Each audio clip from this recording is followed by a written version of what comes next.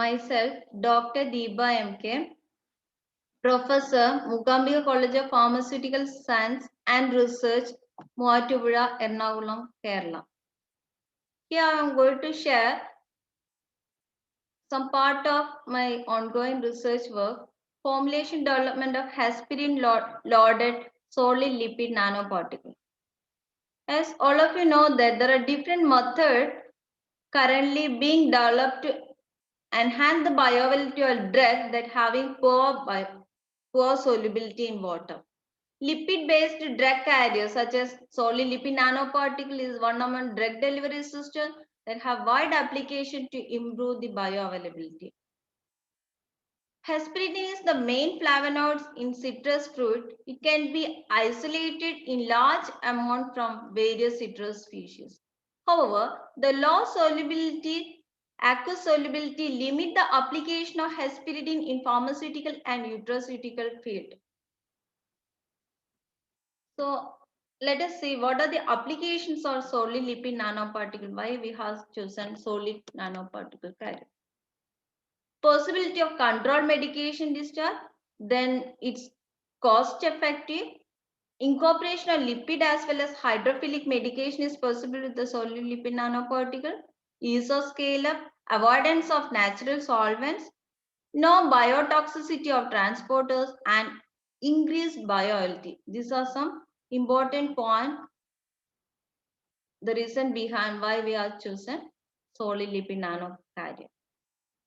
So let us move to the objective of current study to develop and characterize aspirin-loaded nanoparticle and thereby improve the bioavailability of the drug.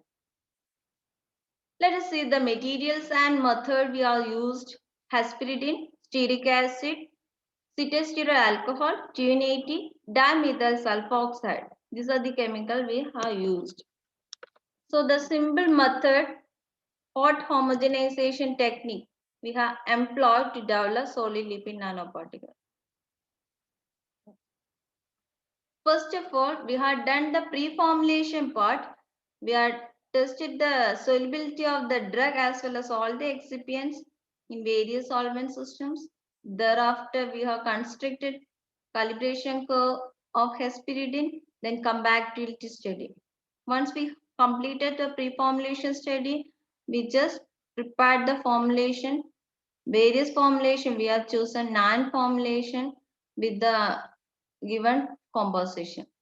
Here in the formula, we are used stearic acid as well as cetesteryl alcohol. These are the lipid we are taken varying concentration with the fixed surfactant, that is polysorbital. 280 we are chosen.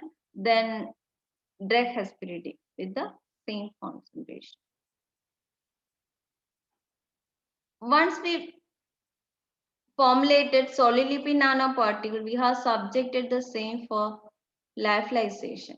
Let us see the procedure for the development of solid lipid nanoparticle. Here we record lipid phase that to method. First of all, we'll incorporate the drug, that is hesperidin, in the lipid phase. Okay.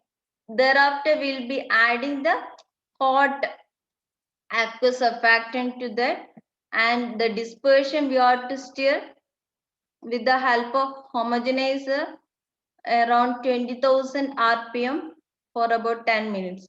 Thereafter, we have to centrifuge that with the help of cooling centrifuge, preferably minus 4 degrees Celsius. Once we got the nano suspension, we can collect the nanoparticle by decanting the supernatant liquid. Thereafter, we can subject the nano suspension for lyophilization.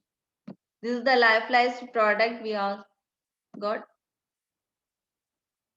As I mentioned that we have 9 different formulations. Among that, we have chosen the best formulation we got when we subjected for various evaluation parameters like entrapment efficiency, FELCM, and stability study. We found that fourth formulation, that is our FHSLN4, showed better entrapment efficiency as compared to other.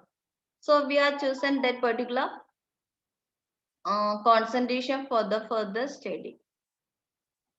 Okay, we got here around 84% entrapment efficiency as compared to other formulation.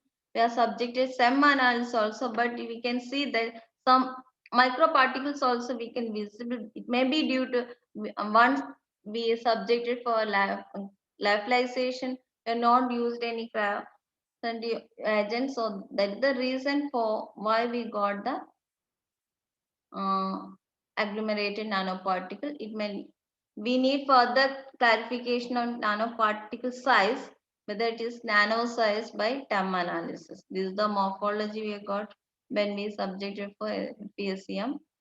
Then later we had done that stability study in order to confirm the stability of the nanoparticle what we have developed.